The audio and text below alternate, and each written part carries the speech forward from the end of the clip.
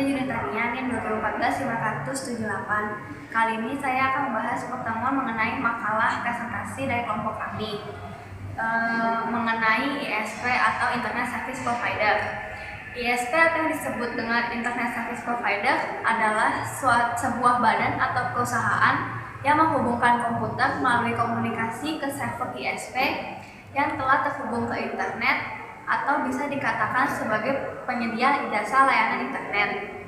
Perusahaan-perusahaan besar yang berfungsi sebagai layanan ISP menyediakan firewall, filter spam, layanan email, dan sambungan ke internet. Mereka juga dalam posisi untuk mengontrol dan menyaring informasi. Berikut adalah fungsi dari ISP. Yang pertama, menyediakan layanan jaringan internet bagi pelanggannya. Yang kedua, sebagai perantara dalam menyediakan sambungan internet. Yang ketiga, sebagai sarana dagang koneksi internet. Yang keempat, menghubungkan pelanggan ke gateway internet terdekat. Yang kelima, menyediakan model untuk dial-up. Yang keenam, menghubungkan seorang user ke layanan informasi www. Yang ketujuh, memungkinkan seseorang user menggunakan layanan surat elektronik atau email. Yang kedelapan, memungkinkan seorang user melakukan percakapan antar via internet. Yang kesembilan, memberi tempat untuk homepage. Dan yang kesepuluh, ISP melakukan proteksi dari penyebaran virus dan dengan menetapkan sistem antivirus untuk pelanggannya. Kemudian ada jenis-jenis layanan ISP. Yang pertama, connection speed atau kecepatan koneksi. Kecepatan koneksi ini bisa untuk mendownload dari 56 kbps untuk dial-up dan 1,5 mbps untuk teknologi yang lebih tinggi seperti DSL dan modem kabel. Kemudian koneksi kecepatan tinggi ini direkomendasikan untuk seseorang yang banyak mendownload program, memainkan game online, atau menjalankan server mereka sendiri. Yang kedua ada video on demand. Download film secara real time yang membuat user dapat melihat film di internet secara langsung dan layanan ini disebut sebagai streaming video. Yang ketiga, content filtering atau penyaringan konten. ISP menyediakan software yang dapat mencegah materi spesifik yang terdownload berdasarkan spesifikasi user. Kemudian software ini sering digunakan untuk memblok situs yang tidak pantas dan memblok serangan sebuah situs. Yang keempat ada virus scanning. ISP sering memasukkan virus scanning dan anti-spam dalam bagian dari paket koneksinya.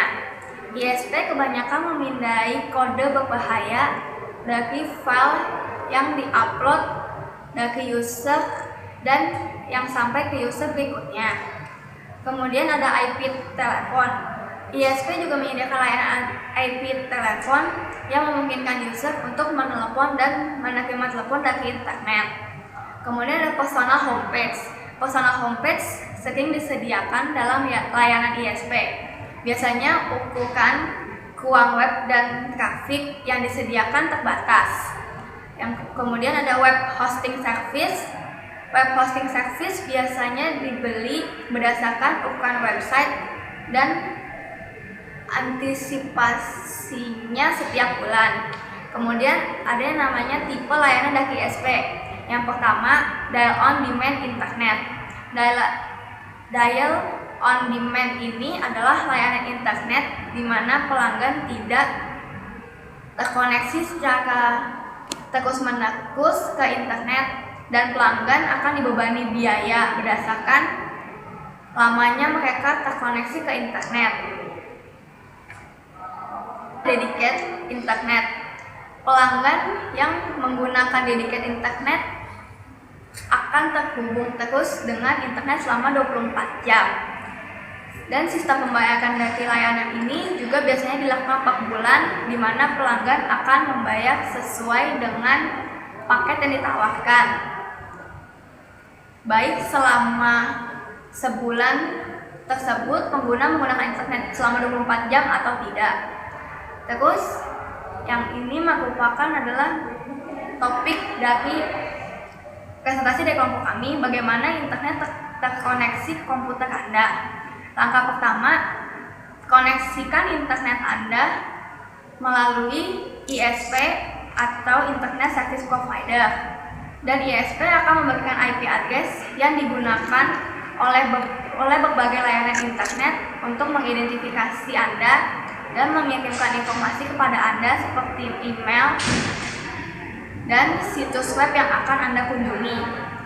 ISP akan mengetahui gedung tempat Anda berada atau saluran telepon yang Anda gunakan jika Anda mengakses internet dengan modem. Pada tahap ini, ISP akan mengendalikan infrastruktur jaringan di negara Anda untuk menghubungkan penggunaannya, termasuk Anda dengan dunia luar. Demikian penjelasan dari saya. Terima kasih.